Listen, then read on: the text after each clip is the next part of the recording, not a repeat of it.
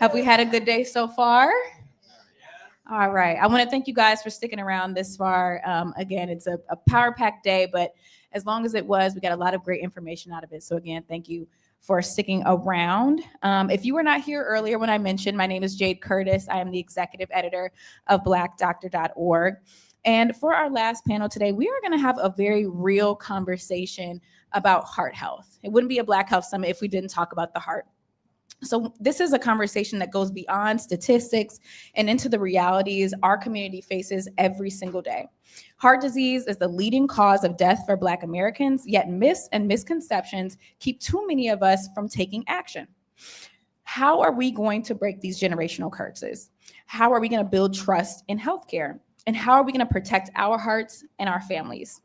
Our incredible panel of experts and advocates are here to answer these questions and a lot more. So let's go ahead and dive in. Let's challenge these myths and let's work together for a healthier future. Sound good? Awesome. So I am going to start off with Gerald. First of all, I want to say thank you. We are so grateful that you and the American Heart Association have joined us for this important conversation today.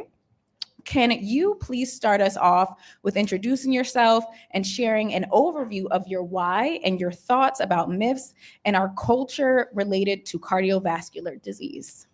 Yeah, hey, hello everyone, good afternoon, and delighted to be here. It was actually really good listening to the earlier speakers because all of this is incredibly connected. I get the pleasure of leading the Office of Health Equity around the world for the American Heart Association, and our office is named after Bernard J. Tyson. I want to say that because some of you may know of Bernard. He was the former CEO and chairman of Kaiser Permanente, and Bernard was a champion for everybody everywhere. I mean, he believed that everybody deserved quality care and affordable care so that they could live their best lives, and my office is named after him for that very reason. And so for me, this work is very personal. One of the things you learn early is that you hear, depending on what neighborhood you're from, don't go to this hospital, go to that hospital. Has anyone in here ever had that said to them? Well, I've said that. I grew up here in New York City. I grew up in Brooklyn, and there were a bunch of hospitals, but that's what we knew early on. Never understood the why, other than it wasn't a good thing. So fast forward to my career, I'm volunteering for the AHA, coming from a consumer products background. We learn everything about consumers. You know what you want, we know when you want it, and we get you to think about why you need it, even when you don't need it. And so as a volunteer, though, I got to learn about things I never knew, which is around zip codes determine life expectancy. You heard that earlier today. You've heard of social drivers or social determinants of health. That is very true. Fact-based is that only 20% of what goes into your ability to live a longer, healthier life is having access to a doctor. So it's invaluable, don't misunderstand me. It's priceless, don't misunderstand me. But the other 80% are the social factors and drivers. And so things like housing and transportation and quality air, et cetera, go into you having a longer, healthier life than anything you want. And I get the pleasure of spending every day thinking about that around the world. And the one thing I will say to you, and you heard it earlier, is that partnerships are everything. I would also say that who your company is matters now more than ever because of the environment that we're in. So one of our guiding values is ensuring equitable health and well-being for all. And our next century's vision is around providing health and hope to everyone everywhere. And so for me, I really do think about who's in the room. I think about who's not in the room. And I think about who can't access because of a myriad of factors: education, income, language, all of those things are important too. Absolutely. Thank you so much for that. Dr. Ellis, we are honored as well to have you and the Association of Black Cardiologists represented today. As a cardiovascular surgeon, can you explain what you see as our brightest hurdle for better cardiovascular health and what are cardiovascular deserts? And also introduce yourself. Hi, I'm Jennifer Ellis. I'm a cardiac surgeon. I've been with the ABC for probably over a decade now. And so I think one of the biggest myths that we're talking about is if you have 4 groups, black male, black female, white female, we would assume that the white male is at the greatest risk for cardiovascular disease and the black female is at the lowest risk. And it's actually 180 degrees. That black woman is more likely to have heart disease than anyone else in that group. And, all the women here have had their mammograms as we're supposed to. I mean, about 50,000 women die every year of breast cancer. 500,000 die every year of heart disease. It's actually 11 times more likely. Even if you have breast cancer, you're still more likely to die of heart disease than breast cancer. So it's not that these priorities are wrong, because if you have breast cancer, that is your number one priority. But we're talking about these myths. And, how many times does a woman go to the hospital and say, I have a feeling of unease, and they say, oh, it's your agita, it's your hiatal hernia, it's GERD, and they've missed a heart attack. And so these myths continue, because that same woman, when she has her heart, even if she knows to go in, she'll call home first to make sure somebody picks up the dry cleaning and the kids and takes care of dinner. Whereas, this is probably the only time that men are much more sensible. They will go straight to the hospital and take care of themselves. So a desert is, and this is not just heart disease, this is also stroke.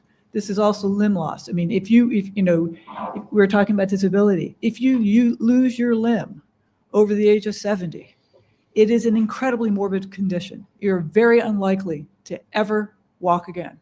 You're very unlikely to walk with a prosthesis. Your life expectancy has gone down by 80%. So when we're talking about these deserts, we're talking about some of these things that have to be addressed quickly. Nowadays, if you have a stroke and we can intervene within the first half hour to 2 hours to 4 hours, you might not have a disability. You might go back to work. If we don't, and then you can't use your arm anymore. If you were if you love your sports car, you can't drive stick if you're paralyzed in one leg. So the desert is, if it takes you more than a couple of hours to get to the hospital, then your entire life has changed. Absolutely. As a former Tuskegee student, I met a couple of you all in here. Our closest hospital when I was on campus was actually about 45 minutes away. So I know that, as you've mentioned, it can make a huge difference in your health. And so it's just a very important thing that we mention. Celina, Heart Health Organization, had a successful meeting a few weeks ago. So I want to go ahead and congratulate you on that. We look to you to enlighten us on how societal and cultural values challenge heart disease in women. Thanks so much. I'm Celina Gorre, the CEO of WomenHeart, and I've been in the role for, oh my goodness, just under 6 years now. And I just want to pick up on all the points that Dr. Ellis made about women and heart disease. And I want to go a little bit further. It's not just the woman, calls to make sure the kids are picked up from school before she goes on to the ER. I've had so many women tell me they didn't have time to they just didn't have time for it. There was no room in their schedule because we don't run on very big margins, right? So there's just no room for it and there's no time for it. But beyond that, I think many of our cultures celebrate the superwoman. We celebrate it. What does that actually mean? We actually celebrate a woman's suffering and self-sacrifice. That is celebrated. Right? So if we're celebrating that, then we tell ourselves, us women, you know what? That's just who I am. That's what I'm made of. Doing it all and taking care of everyone else and putting myself last. That's just me.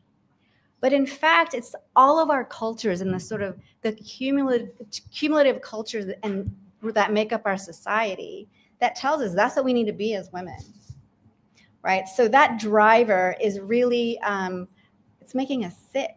That's the bottom line. And it goes back to what Dr. Joseph did with us just after lunch today, right? We need to take care of ourselves, not because it's selfish, because that's what it feels like.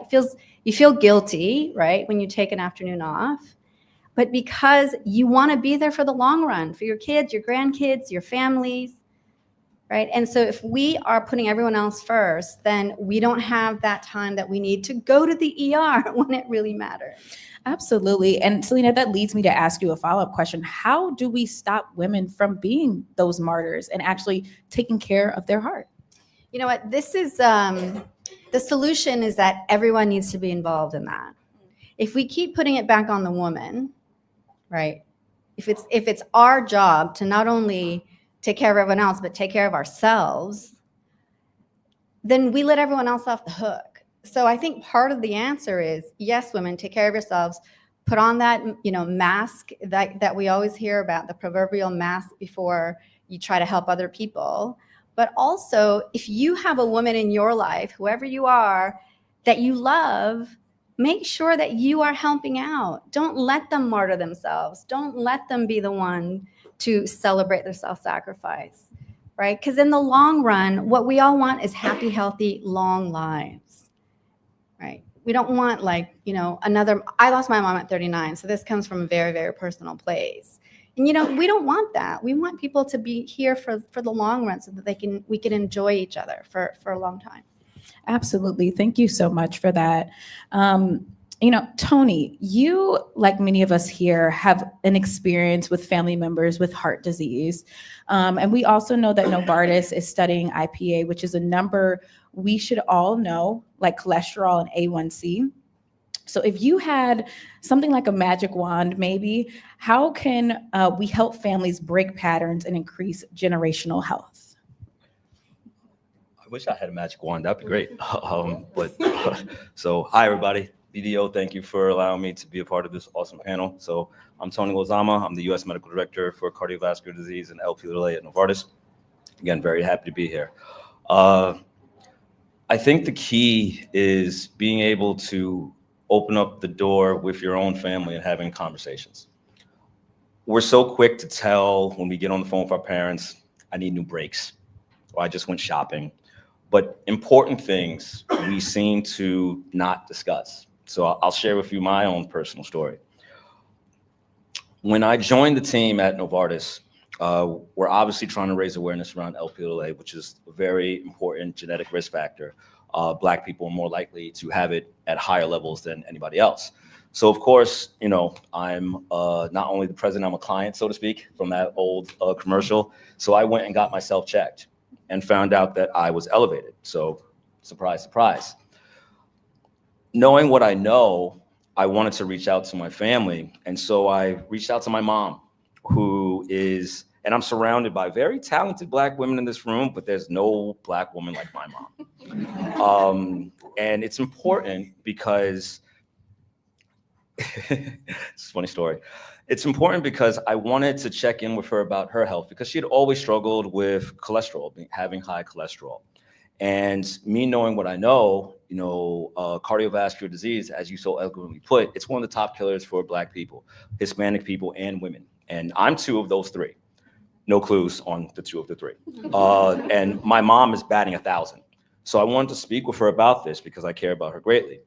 And so she knows what I do for a living. She knows who I work for. And so when I reached out and called her and said, hey, have you ever been checked out? Do you know about this? Because they saw my numbers and they thought that I'd be a good candidate for familial hypercholesterolemia, so a genetic dyslipidemia. Yeah, baby, I knew about that 8 years ago. I didn't, just. Okay, Mom, well, it would have been nice if you would have given me a heads up. You told me, just random stories about who got divorced, who got married, whose child that really is, but you don't really decide to tell me about this genetic lipid disorder, right? It's okay. So we had a good conversation, and now she's aware because she didn't even know what it really meant. I found out more family members of mine are afflicted by this. I've got my own children tested. So it's important to actually open up that conversation. We will talk to our parents about anything except health. It's like this really weird topic that we will not touch. And so it's important to get those conversations going. Start with your family, and then you can spread it elsewhere. I mean, we'll be quick to change the oil in the car, which is a lot cheaper than replacing an engine. So let's be quick to talk about getting checked up because that's a lot better than planning a funeral. Okay. Wow. So it sounds to me like the key to generational health is communication and family conversation. That's amazing. Celina, there is a McKinsey report about understanding heart health. If you could please share data as well as what are the higher risks of heart disease we should be keeping top of mind. Thanks. Yeah, I mean, it was a really landmark report that AHA actually did with McKinsey on the state of women's heart health in the U.S. And so I'm going to read because I don't want to get anything wrong. But the top line message was that if we close the cardiovascular disease gap between men and women, women would regain, this is a staggering number, 1.6 million years of life lost because of poor health and early death. And this would in turn boost the US economy by $27 billion a year by 2040, right? So and this is McKinsey, so we're gonna talk economics, we're gonna talk about, the labor market. It's also the case that cardiovascular conditions in the US make up at least 1/3 of that health gap. Okay, so again, I mean, back to Dr. Ellis's point about this being an important cause of death for women. I mean, today we know 60 million women are living with some kind of cardiovascular disease. And this figure, I think, is really important for all of us here, especially the healthcare providers, professionals in the room. We found that less than 1/4 of physicians, about 22% of physicians, and 42% of cardiologists felt prepared to address cardiovascular disease in women. Think about that. Less than half of cardiologists are ready to talk to you about your heart disease if you're a woman. Staggering, right? And then if we talk about primary care folks, we're talking about less than 1/4. Black women are 60% more likely than white women to develop preeclampsia or hypertension during pregnancy. And the risk of death for eclampsia or preeclampsia is 5 times greater in Black women compared to white women. So again, there are disparities between men and women, but then of course, we've talked about double threat and triple threat. Like this is much more pronounced in the African American community. Absolutely. Were you gonna add, Dr. Ellis? No, just about. Absolutely. Absolutely. And so we've talked a lot about the effects of heart health with women, but I kind of want to lean into what is the role that men play in heart disease. And I actually want to ask the two men on the panel. I know that this was a question for Gerald, but I want to ask the two men on the panel, what is the role that men play in heart disease, both for himself and for the people he loves? Let's start with Gerald. Yeah, I think first of all, I would say that we need to do better. And I'll say that from the perspective of, you heard Tony talk about the things we don't talk about in the family. But if you think about guys for a moment in the room, there are a lot of things we know and we talk about. We talk about movies. We talk about our favorite athletes. We could tell you how many points LeBron dropped. We could tell you whatever, but we don't know our numbers. Right, we can go in the barbershop, we could talk about where'd you cop those shoes, best place to go for a vacation, all those wonderful things. But we don't know a doctor that we could refer our friends to. So from a male perspective, we found that there's an opportunity to be more accountable in that quote unquote head of household thing, if a household is it, and actually show up in ways that you've never shown up before. Example, a modeling behavior. So the whole I don't want to talk about it is old. And unless you start by acknowledging it, you're going to keep doing the things that you do. The other is also thinking about who else can you model this behavior for. So when we say heart attacks are the #1 killer of women, we're actually talking about our sisters, our moms, our grandmothers. We're talking about aunties. We're talking about all the people that we love, and we actually have to personalize it. Because you would stand and take a bullet for your aunt or your sister, but you don't talk to her about the #1 thing that would kill her. That seems to be at odds with where you show up. And so one of the things is, how will we show up? The other is being able to have that conversation and be knowledgeable about the fact that if you don't know your numbers, you should. And if you do know your numbers, who else are you asking? Do they know their numbers? So when you go play golf, if you play hoops, if you go to the movies, go to the barbershop, doesn't matter. Who else are you having that conversation with? Because if you're not, how can you really say you care about them? I mean, asking them what kind of car they drive, cool. but that's not going to take them out. Asking them when's the last time they had a physical, what are your numbers, what are you doing about it? Like I have the pleasure of being part of a men's group that we started the week after COVID. And we still do it now. Every Tuesday, we meet for 90 minutes and we talk about health, we talk about wealth, we talk about family, and then at the end, we talk about something fun.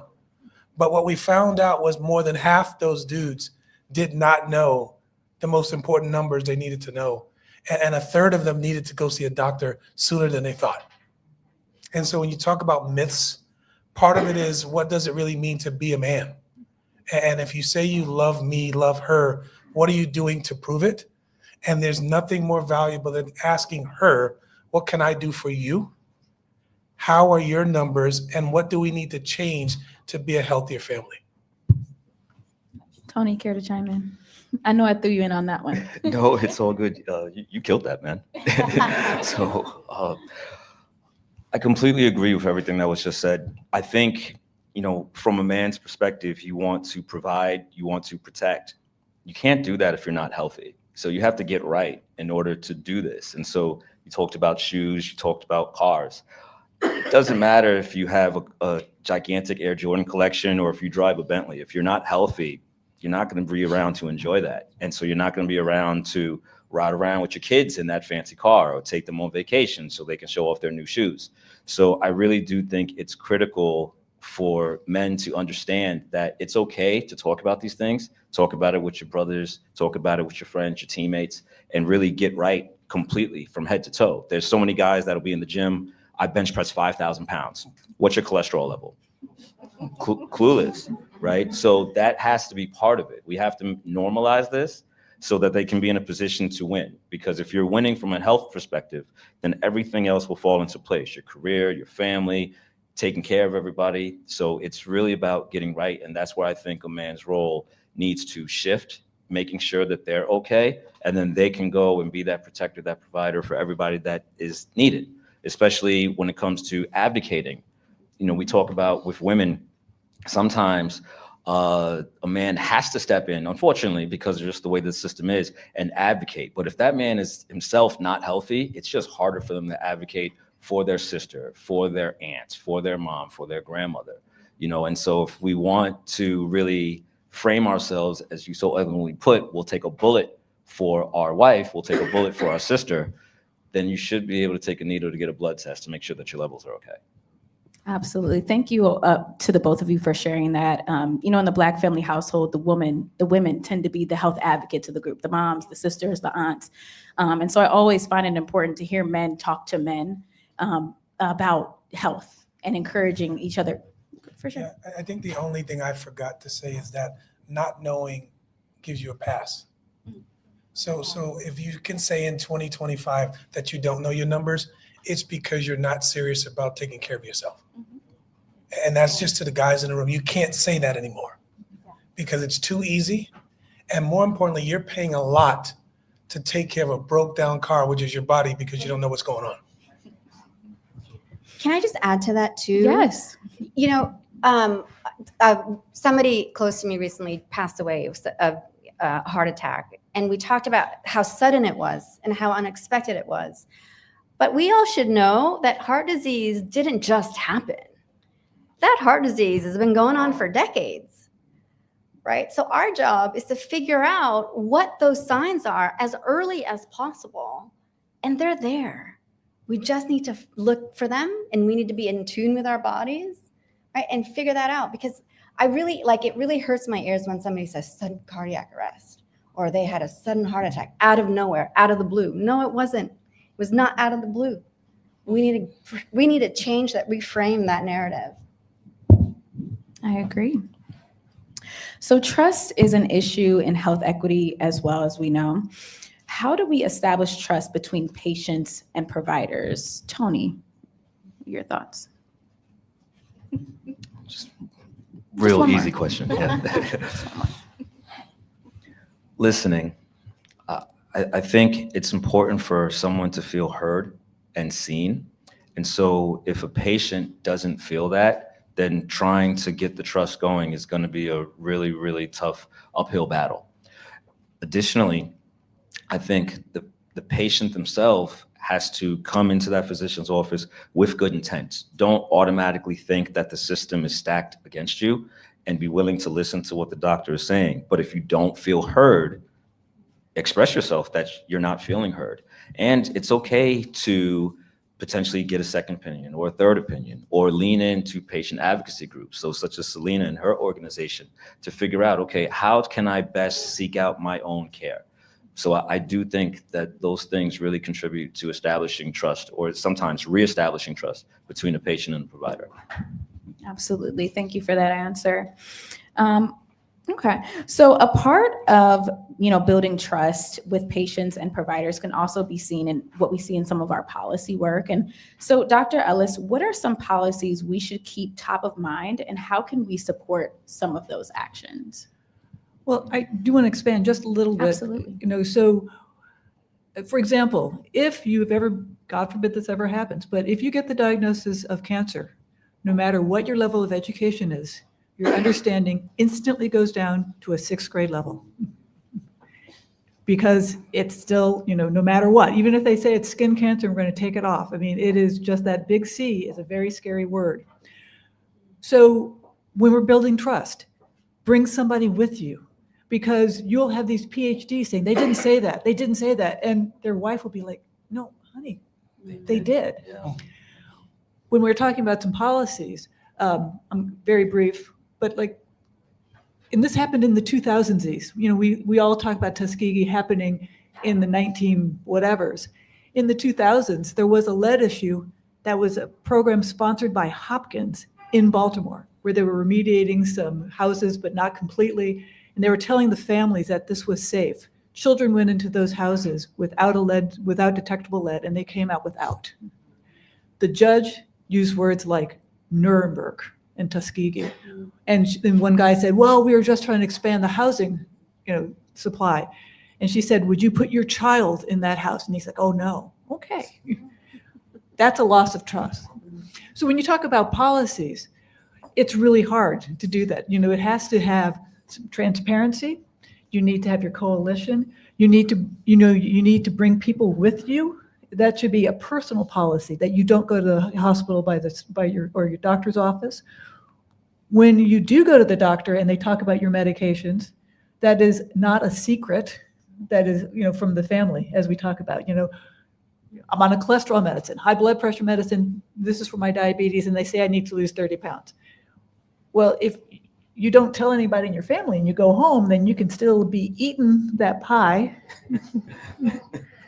and putting that salt on your green. You can be doing all these things. So if you make it a little bit more transparent.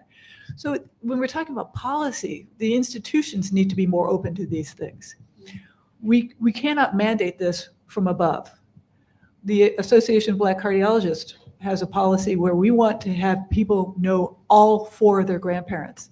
And think about everyone here, when you think about you, did you actually meet all 4 of your grandparents? Were they alive when you were walking?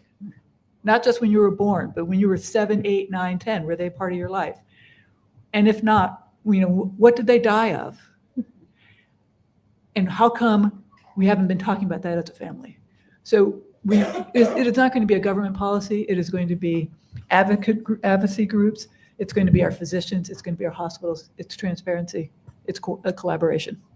Absolutely. And I kind of want to pass this question down to each of our panelists, because we're talking a lot about conversations with our family. And I love that you mentioned, if you don't know all 4 of your grandparents, which a lot of people in the Black community do not, how do we open up those conversations again? Like when do we have these conversations? How do we open them up? And how do we make sure that that health information is passed down from generation to generation? Well, I'm just going to add to that one, because my grandmother, curmudgeon, mean as a snake, smartest woman I've ever met. She lost her husband very early from Hodgkin's. And so the only way I could get her to talk about him was to ask her to tell me stories about when they went on the picnic, double dating with her sister. So some of these things are really fundamentally painful. And so you have to get to them, like when she went to he was at Penn State and she was dating him and she got to go to his graduation. Ask those kind of questions. And then you could say, after she's in a better mood, well, what happened? How did you find out about his Hodgkin's? Celina, thoughts? I think in my work and also in my family, because sometimes my family is work, it is, I have to start with me, right? I have to say, I just went to the doctor. This is what I learned. Is there anyone else in our family that has dealt with it? So that it's about my journey, finding out about myself, rather than like putting somebody on the spot to be like, can you please tell me about XYZ? Because somehow that feels like they have to all of a sudden defend our ancestry or something. But instead, if I say, I need this information, I want this information, or even like I learned something new at work today, and that seems to open up lines of communication. Yeah, I think that what you said is right. I think it's even broader. So it's anybody that you have to earn their trust. And what's your intent behind it, right? So when we talk about talking to people around the world, there's a little formula that I don't think pertains to your family, but it might. It says like, so what's the message? Who's the messenger, and what's the motive? That's what we do around the world, right? If you get those three things right, you got a chance. But with family, it's all about modeling the behavior. It really is. This is what I'm trying to learn. This is why I'm trying to learn it. And do you mind if I share it with you? And if you don't get that permission, you're just whacking in their ears and they can't wait for you to stop. But it starts with, what are you doing? Because you'll say, hey, you need to work out, and they'll look at you and you got your feet up on the chair, and then you're not working out. So if you model it and show them why you need it and why it's helpful, and then ask, can you share it with them? Chances are you might get some permission to keep going, but if not, wait for another time, but keep modeling the behavior of, hey, this is why I'm eating a salad a couple of days a week. This is why I'm going out for a walk. This is why I'm going to the gym. This is why I put tape over the salt shaker. If you do those kinds of things and they see you doing it and they see results, you have a better chance of reaching them on something that's serious to them. Yeah, I agree with everybody here. I think doing small things in the short term to set up your long game. And your long game is about getting the trust flowing amongst the family to get them to take action, because that's the devastating thing about cardiovascular disease. It's actionable. So many of these things that are contributing to our deaths, we can do something about. We can actually step in and intervene. Even the things that are genetic, there's still things that you can do. So approaching grandma who's mean as a snake, but in a way where, maybe her fangs are not going to be showing, and sharing with people consistently over 2 weeks. I learned a little bit about this today, a little bit about that today, a little about this today. Establishing those ties and getting that trust going. Then you can sit there and start to say, I was feeling a certain way. I went to my doctor. They told me this. This is why I've been eating those salads. This is why I've been working out. And I think just blending it all together, because everybody knows their families better than anybody on the outside of the family. But taking a little bit of this, taking a little bit of that, and incorporating it to your own game, I think that's where you'll get the long-term benefit and gains in terms of establishing that trust amongst your family first, and then ideally each family within the neighborhoods and the communities, they can start talking to each other. And we can turn that zip code bias around, because it has nothing to do with money per se if families and neighbors are starting to talk to each other about these things. Can I also just add that we also need to not be on our timeline. They may not be ready to have that conversation, but we need to keep that conversation going and that door open, right, for the time that they are ready. And it may not be that exact moment that you're frustrated and you wish they would eat that apple versus that pie, but they'll get there eventually, as long as you're patient and you're generous and kind. Absolutely. So modeling positive behavior and opening up more communication. Can I just also, Absolutely. if they're going to do something really, really dumb, then you'll say, I had a sibling wanted to buy a motorcycle. I said, that's great. Can you let me know when? Because I'm going to get insurance on you. Because it's actually a really pretty good shot that I'm going to make a lot of money on this. And I was like, do what you got to do, but I might as well benefit. I mean, you can also have those kind of conversations saying, it's like when my grandmother was resisting, I said, then I had the conversation of what do you want for your DNR?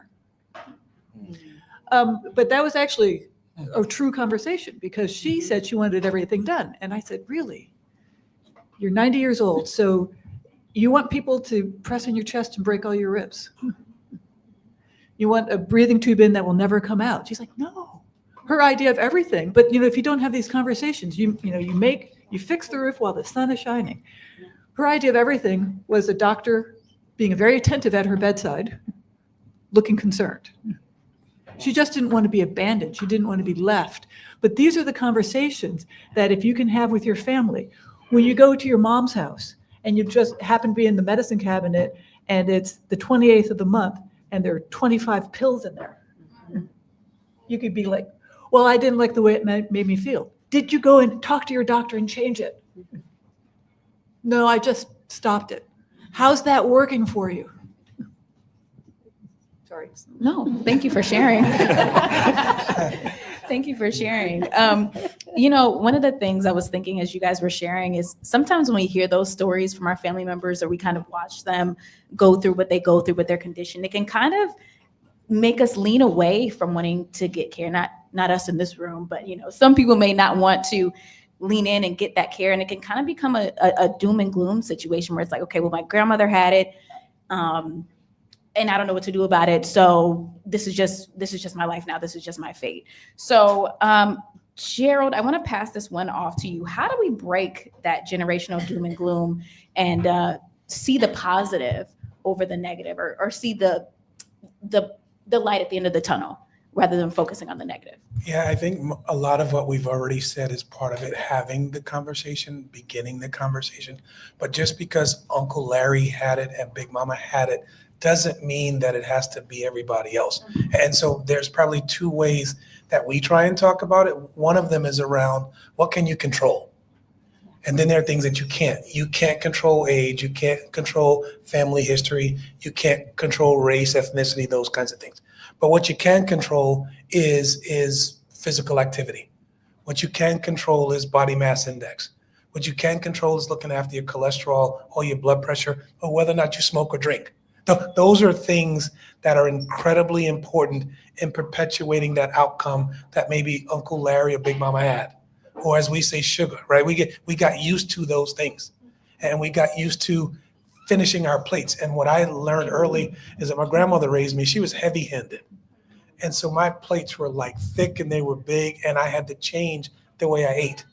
And so I think reminding them that what happened didn't have to happen if you do these things is part of it. But I also think that kind of fatalistic thinking is hard to break because we love the food we love. We have the habits, the cultural habits that we have. How do you break that? So one of the things that we do is we partner with trusted partners. So we partner with ABC. Thank you for your partnership. We partner with churches. We partner with schools. We partner with other trusted things in the community that can create platforms to learn, that can create opportunities to see what happened when someone changed something that they actually knew. So I remember when she was X fill in the blanks, but now look at her, look at him. All of those things help because Big Mama didn't have to pass from what she passed from. Uncle Larry didn't have to have his knee amputated. You know, those are all things we get used to because we think that comes with our culture. It doesn't. It comes with habits, and many of those habits we can control. So beginning those kinds of conversations too. It's about talking, but you got to earn the right for people to listen to you. And just saying, hey, look, this is what I learned. Let me tell you, doesn't work. You almost have to ask permission for every step of the way because what happened to Big Mama, if you don't want it to happen to you, can I share some things that you could do differently? And smoking is one of those things. My grandmother smoked several packs of Winstons every day. And now I understand what happened. And then you also understand the breathing issues. You understand those, but when you talk to the kids, talk to your other relatives, you can give them examples of how that makes someone feel. And you remember how Big Mama coughed all the time or couldn't walk all the time? These are the things that got in the way. And here's some things you can do differently. Absolutely. I love how you talked about our diet and changing habits. I won't even get into some of the things that we eat on Thanksgiving, but man, they're good. But some of those, you said it's okay? Once a year. Once a year is all I'm doing. I live in the South now. It's not once a year for me. But panelists, unfortunately, we are running low on time. So I do want to ask you to leave us with a final thought on the conversation, starting with Dr. Ellis. What are your thoughts? Know your numbers, know your grandparents. If you don't do it for you, do it for your kids. Cardiovascular disease is extremely optimistic because we can change our trajectory in our future by changing our behavior. Yeah, we've said it already, but modeling the behavior and find ways to get permission to talk about this stuff. You don't have to do this alone. Pharma can work with an AHA, can work with Women's Heart, can work with an ABC. I'm proud to say that I get to work with all of these organizations in my role.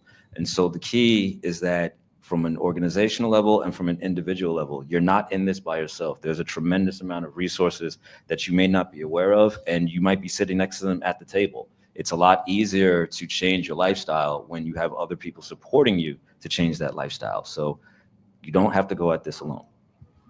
Absolutely. I want to thank you all so much for joining me today and sharing your expertise and insight. Can we please give them a round of applause? Thank you all so much. And now we have Derek Lane to close us out.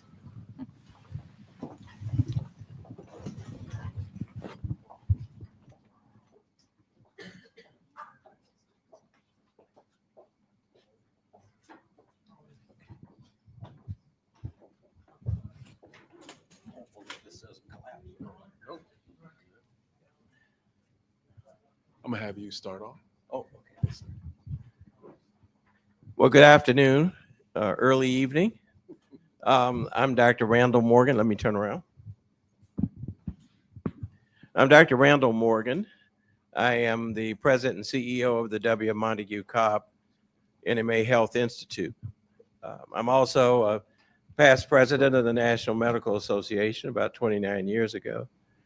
And I'm a retired orthopedic surgeon. And I appreciate the invitation by BDO to make a contribution to this important conference. I have great admiration for Reggie Ware and for the entire team of BDO. We've worked very closely together for the past 2 to 3 years and done some amazing things. The past is but a prelude to the future. Health disparities in 1985 was what Congress learned from the Heckler Report that the National Medical Association was very involved in. And that led to unequal treatment in 2003, at the culmination of the studies on health disparities. And in 2004, the same year that BDO was formed, so was the Cobb Institute, formed by the National Medical Association to focus upon health disparities. So now these health disparities are defined as health inequities, and we are studying population health.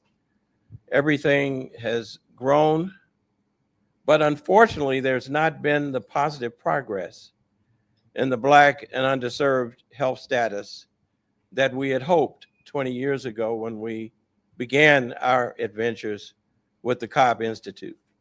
That's not to say that we can't get there, but we haven't gotten there yet. I think we have to be honest in saying that. In fact, after COVID, we found that the life expectancy for Black men decreased by 1.3 years. So we have work to do.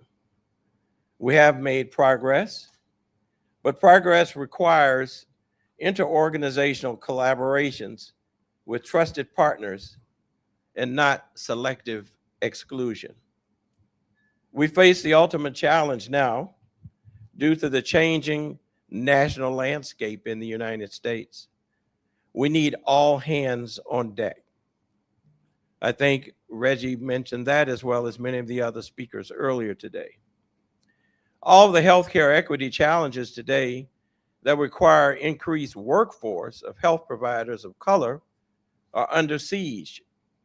The term healthcare concordance now seems to have questionable value. A Pew Research Center report on African American and Hispanic health assessment of their current health status in 2022 revealed that 64% of those surveyed stated that it was not essential that their health care provider be of the same race. 64%. They felt that the problem with regard to their health care was simply access to care. The major exception to this opinion was that of the young Black women from ages 20 to 45 in the childbearing age, who had strong preferences for providers of the same race and felt more confident in the care that they received. It's significant that many women in this age group did not feel that their healthcare providers listened to their complaints and their observations. And we heard that today. There's a need for more surveys and more focus groups by organizations like the Cobb Institute and the National Medical Association that inform our strategies as Black providers. The need for a common purpose has never been greater among all professionals who work in the space that we do. Our contributions to provide greater access to health care must be improved. So what's the work? Welcome to Healthcare Bunker. We can all bring our collective expertise to the battle of our lives. Energized by the emergence of a health crisis in our nation, we will not turn our backs on the opportunity to make a difference.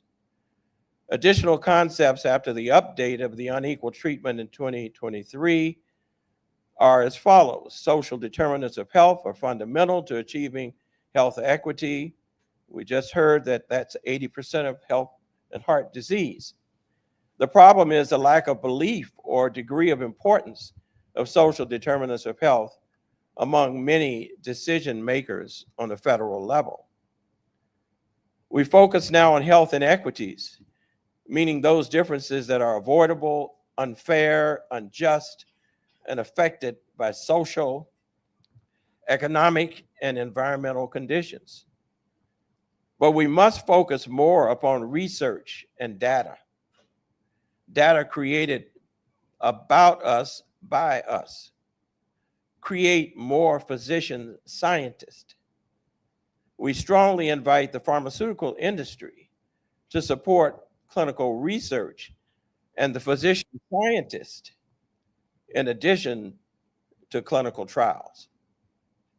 Depend upon the emerging generation of medical experts and patient advocates. And as we have heard on our program today, youth will prevail. Thank you. Thank you. Thank you. Wow, strong words that sum up the strength of today. So I want to thank you all for staying the day, for being here, for being a part. You know, I had all these, written out remarks that I was going to come up with, to sort of surmise what happened here today. But I'm really just going to speak from the heart and just say, you know what? We've built a community here today where we're able to commune together. And we're going to continue that communing together with our reception this afternoon. So I just highly encourage everybody to continue to stay, make those connections that you've made today, make them stronger. There's this quote, where it says, if you want to go far, go alone, right? But if you want to go, if you want to go fast, go alone. If you want to go far, go together. And I believe we're going together today. That's one of the things that I'm seeing come out of this today that we're starting to talk about. And I truly believe in my heart of hearts that this is the time that we do come together. There is strength within us. There is strength individually, and there is strength corporately in everyone here. So let's do it together, just as Dr. Morgan said. So let's also commune together. Thank you, everyone, for coming to the State of Black Health. What now? Have we answered that question, what now? I believe we've started to be there. And I believe the conversations and the relationships that are formed today will answer that question. So thank you to our sponsors, all of our sponsors, Takeda, ASI, UCB, GCI Health, Health at WPP, everybody here. Thank you for being here. Let's continue to commune together. Thank you.